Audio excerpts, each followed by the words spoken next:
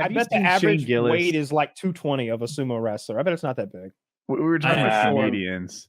I've heard of Shane Gillis, but I haven't listened to his Shane Gillis is hilarious. I've heard like some shorts of him on YouTube, or like short clips, Dude, and he is very funny. His Netflix special just dropped, and I watched it last night with Jackie. I thought it was funny, like better than average, but I'll call it like 6.5 out of 10, something like that. But his comedy is edgy as fuck.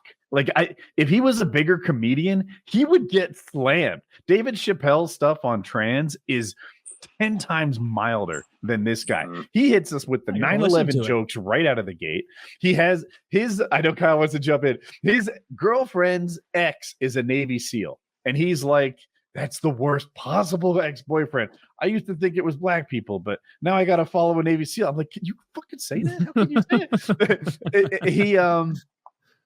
He's all tactical and shit. Putting on night vision goggles, going tactical on my baby's little pussy.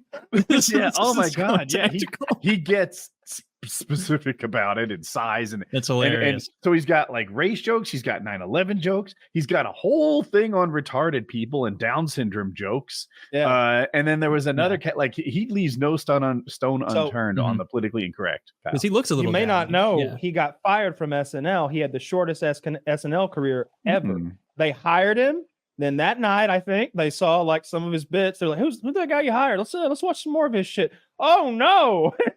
And they immediately were like, "Actually, we're not hiring you. You're unhired. You're too funny." Yeah. He never appeared on the show. He was fired before he got to be on the show because of they saw the rest of his bits.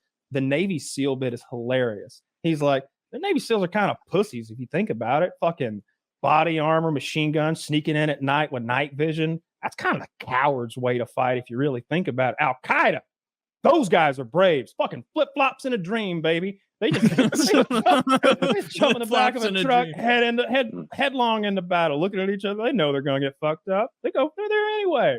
It's like, yeah, that's what Bill Maher said that like right after 9/11. It was too soon for that joke. Did Bill Maher say that right after 9/11? What he actually said was that we shouldn't call the hijackers cowards. We launched cruise missiles from 1,000 miles away and blow buildings up. They showed up with box cutters and like went down with the ship. Let's not call them cowards, right? That was his point. And it's like, let's kill Bill Maher. Yeah. This was George Bush's America. Okay, this was a different time. Yeah. Dixie chicks. This was Freedom Fries America. Era. As some comedian said about the suicide bomber instructor, he's like, all right, everybody listen up, I'm only going to show you this once. That's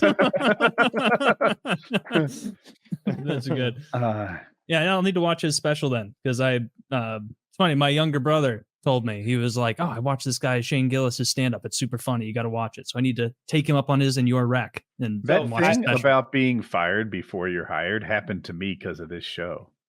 Really? I made a video. It was like how to get rich slow. And it basically talked about dollar cost averaging and compound interest and stuff like that. And I did a couple follow-ups, like going through the math. Well, the people at CNBC saw it and they wanted me to do this. They're like, look, we can get you a graphics department. We'll put something together, but you'll come up with video ideas and then we'll like do it a real professional job. They wanted to do a site to teach people about investing. And I think it was aimed at young people, and they wanted to have me as their sort of spearhead. And they found out about Painkiller Already, and they watched an episode or read a couple titles, and they're like, never mind. That happened to me. I got fired before I was hired. Yeah, it's never happened to me, but a buddy of mine got fired from his job for doing a cannonball racing. Oh yeah, he and another guy had set like a C to C to C record, like a New York to LA back to New York. And I can't remember, it was like Road and Track or GQ or somebody did an article on it. And same thing, his bosses came in, they were like, hey, this is not the kind of, personality we wanted this company. And they fired him over it.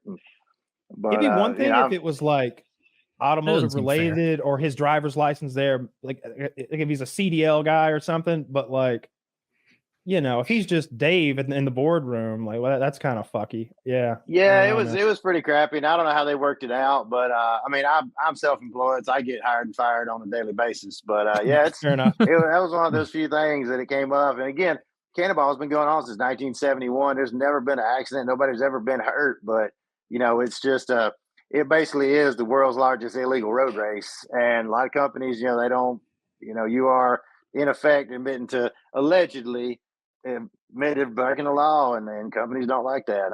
He's the only one I know that's gotten canned, but I know it's made it hard for some people. But yeah, I'll do that. I'll shave it down to a mustache and get those clip-ons. Oh, that's who's that comedian we were talking about earlier? The Southern Shane Gillis. Shane Gillis. He's like, I don't think I look so much like an undercover cop. I was going through a checkpoint one time. They thought I was an undercover cop and told me to pull over with them so we could chat.